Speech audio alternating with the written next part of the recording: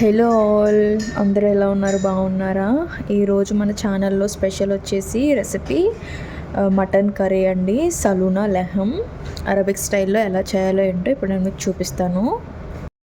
ముందుగా అయితే నాకు కర్రీకి సరిపడగా ఇదైతే తీసుకున్నానండి. దీనిలో ఇప్పుడు మనం ఆయిల్ యాడ్ చేసుకుందాము. ఆయిల్ బాగా హీట్ అయిన తర్వాత నేను పెద్ద సైజు 4 ఉల్లిపాయలు తీసుకున్నానండి. ఇలా కొంచెం పెద్ద పెద్ద ముక్కల కింద కట్ చేసుకోవాలన్నమాట. ఇలా ఈ సైజులో కట్ చేసుకోవాలి. ఆనియన్స్ ఇందులో వేసుకుందాము. ఒకసారి కలుపుకుందాం.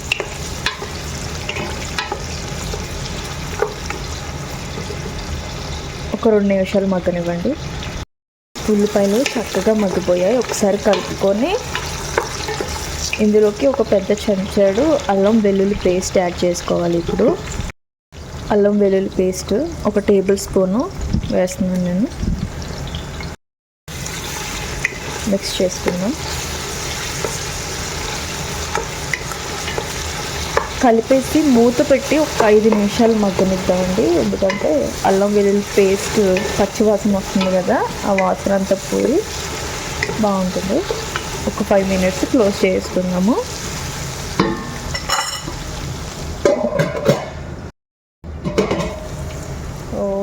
చక్కగా మగ్గిపోయింది ఆనియన్స్ అన్నీ కూడా. ఇప్పుడు టమాటాలను యాడ్ చేసుకుందాము.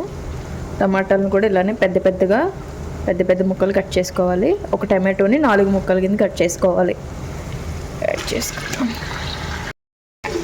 కలిపేసుకుందాం ఒకసారి.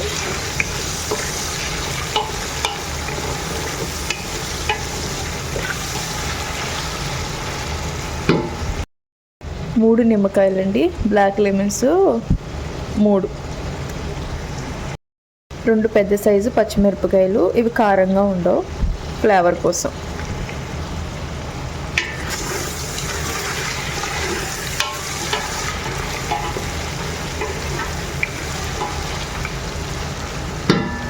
ఇప్పుడు బంగాళదుంపలు యాడ్ చేసుకోవాలండి. బంగాళదుంపలు కూడా ఇలానే పెద్ద సైజు కట్ చేసుకోవాలన్నమాట. ఇవి మొత్తం యాడ్ చేసుకుందాము.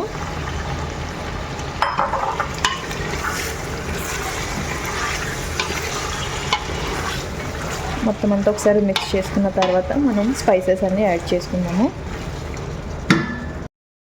కర్రీ పౌడరు 2 స్పూన్స్, 1 స్పూన్ పసుపు, ఎర్ర ధనియాల పొడి 1 స్పూను, రుచికి తగిన ఉప్పు. మొత్తం అన్నిటిని ఒకసారి మిక్స్ చేసుకోవాలి.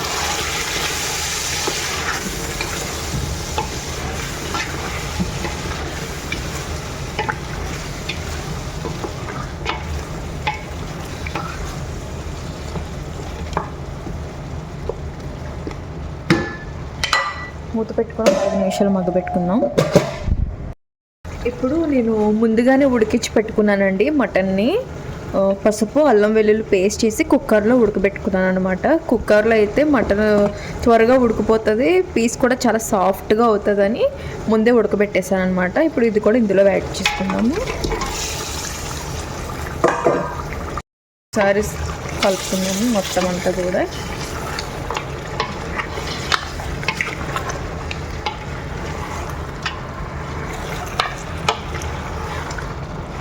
ఇలా అయితే పీస్ చాలా మెత్తగా ఉడుకుతుందండి. లేకపోతే మీరు డైరెక్ట్గా కర్రీతో పాటు ఉడకబెట్టారంటే అది అస్సలు ఉడకదు, గట్టిగా అయిపోతుంది అనమాట. మటన్ మొత్తం రబ్బర్లా అయిపోతుంది, మీకు సాఫ్ట్గా ఉండదు అస్సలు.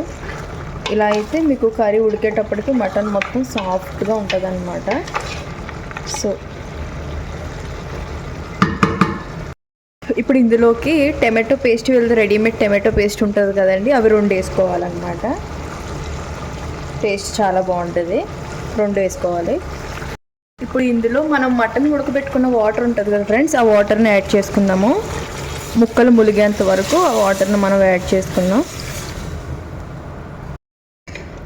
ఇప్పుడు ఒకసారి మళ్ళీ కలుపుకుందాం మొత్తం.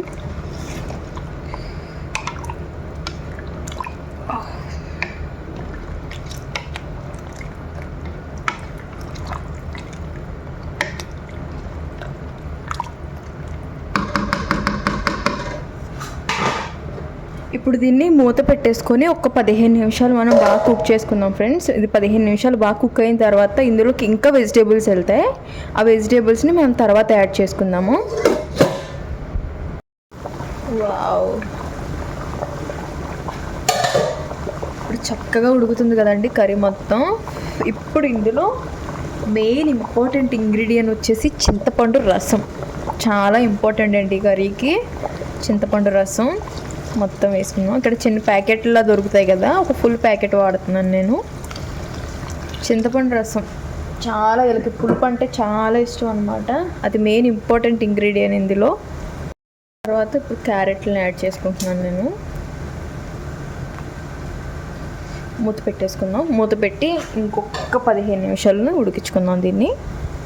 వావ్, చూసారా ఫ్రెండ్స్, ఆయిల్ సపరేట్ అయ్యి పైకి తేలుతుంది కదా. ఇప్పుడు మనం మిగతా కూరగాయలు కూడా వేసుకోవాలన్నమాట. మిరపకాయ ముక్కలు,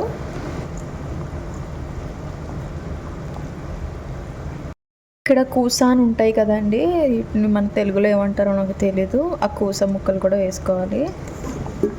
అన్నీ పెద్ద పెద్ద సైజుగా కట్ చేసుకోవాలి, చిన్నగా కట్ చేయకూడదు.